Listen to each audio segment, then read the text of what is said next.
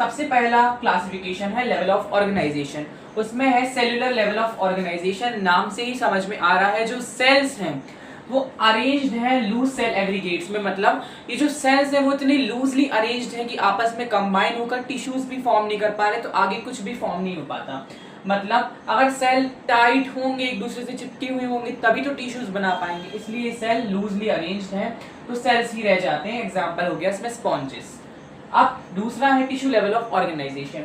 Tissue level of organisation में क्या होगा, जो सेल्स सेम तरीके का फंक्शन परफॉर्म कर रहे होंगे वो आपस में कंबाइन करके टिश्यूज बना लेंगे। जैसे फॉर एग्जांपल कुछ डाइजेस्टिव सिस्टम के जो सेल्स होंगे वो आपस में कंबाइन करके टिश्यूज बना लेंगे और डाइजेस्टिव सिस्टम को परफॉर्म करेंगे, मतलब एक स्पेसिफिक फंक्शन को परफॉर्म करेंगे जो सेम तरीके के सेल्स होंगे। अब तीसरे नंबर में आ गया ऑर्गन लेवल ऑफ ऑर्गेनाइजेशन।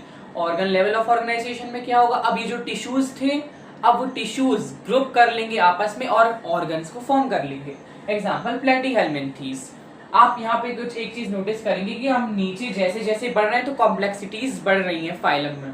पहला था स्पॉन्जेस मतलब पॉरीफेरा में, उसके बाद सीलेंट्रेट्स में, और उसके बाद प्लेटीहेल्मिन्थीज। नीचे नीचे आ रहे हो तो पहले लिखने मिला सेल्यूलर, फिर टिश्यू, फिर ऑर्गन, और उसके बाद organ system level of organisation. इसमें क्या होगा, जो इतने सारे जो ऑर्गन्स हैं वो आपस में कंबाइन हो जाएंगे और ऑर्गन सिस्टम को बना लेंगे। फॉर एग्जांपल लंग्स और उसके अराउंड जो ऑर्गन्स होंगे वो मिलकर रेस्पिरेटरी सिस्टम बना लेंगे। तो ऑर्गन सिस्टम के एग्जांपल्स क्या है, एस्केलमिन्थीज से कॉर्डेट्स तक सारे। अब इसके बाद दूसरा बेसिस ऑफ क्लासिफिकेशन है सिमेट्री, जिसमें एसिमेट्री, रेडियल और बायलेटरल सिमेट्री पढ़नी है। अब सिमेट्री क्या है कि अगर हमें ना किसी चीज को डिवाइड कर रहे हैं तो उसके हमें इक्वल हाफ्स मिलने चाहिए। अब पहला ही एसिमेट्री है, मतलब इसमें सिमेट्री ही देखने को नहीं मिल रही। इसकी डेफिनेशन पढ़ते हैं, किसी भी प्लेन को अगर वो सेंटर से पास हो रहा है तो वो कभी भी इक्वल पार्ट्स में डिवाइड नहीं हो पाएंगे। जैसे फॉर एग्जांपल स्पॉन्जेस की मैंने आपको ये डायग्राम की मदद से समझाया, इसको तुम बीच वाले प्लेन से कितनी भी उसको डिवाइड कर लो, कोई भी प्लेन से कर लो, लेकिन वो कभी भी इक्वल हाफ्स में डिवाइड नहीं हो पाएगा। दूसरा है रेडियल सिमेट्री, मतलब रेडियस के अलोंग सेंट्रल एक्सिस, मतलब जब डिवाइड्स करते हो तो टू आइडेंटिकल आपको हाफ्स देखने को मिलते हैं। एग्जांपल इसका हो गया सीलेंट्रेट्स, टिनोफोर्स एक्सेट्रा।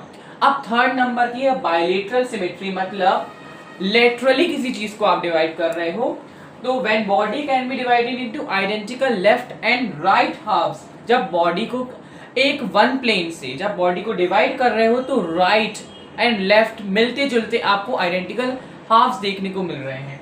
तो इसका एग्जांपल है एनिलिप्स।